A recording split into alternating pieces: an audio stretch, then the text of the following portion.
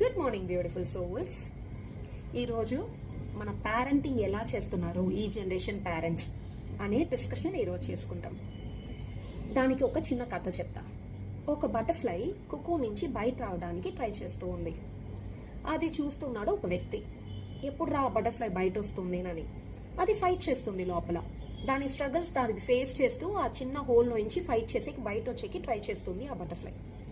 అది చూస్తున్న వ్యక్తికి అయ్యో ఈ బటర్ఫ్లై చాలా కష్టపడుతోంది, మనం దానికి సహాయం చేస్తే ఈజీగా బయట వచ్చేస్తుంది కదా అనేసి ఏం చేస్తాడు, ఆ హోల్ని కొంచెం పెద్ద చేయడానికి సిజర్తో జాగ్రత్తగా ఆ హోల్ని కొంచెం పెద్ద చేస్తాడు. అప్పుడు ఏమవుతుందంటే ఆ బటర్ఫ్లై ఈజీగా బయట వచ్చేసింది. అది ఈజీగా బయట వచ్చేటప్పుడు ఏమైంది తెలుసా, దాని వింగ్స్ చాలా వీక్గా ఉన్నింది. It was not able to fly. అది వాక్ చేస్తూ ఉంది. ఆ వ్యక్తి షాక్గా చూస్తున్నాడు.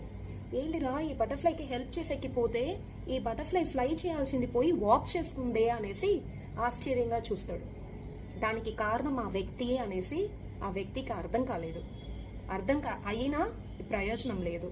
ఎందుకంటే butterfly is suppose to fly but it is not able to fly. It has to face it struggles. ఆ స్ట్రగుల్స్ని ఫేస్ చేస్తేనే ఆ బటర్ఫ్లైగా బ్రతుకుతుంది.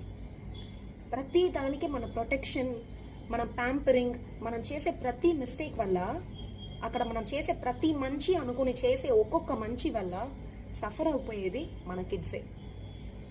మీరు సపోర్ట్ చేయండి, ప్యాంపర్ చేయండి, కానీ వాళ్ళ లైఫ్ వాళ్ళదా లివ్ చేయాలి.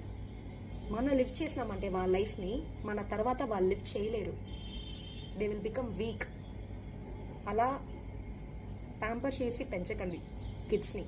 బికాస్ మన లేనప్పుడు దే హ్యావ్ టు సర్వైవ్. అలా సర్వైవ్ అయ్యేలా వాళ్ళని పెంచాలి. ఈ కథలోంచి మీకేం అర్థమైందో కింద కమెంట్ బాక్స్లో వేయండి. శివాయ నమః.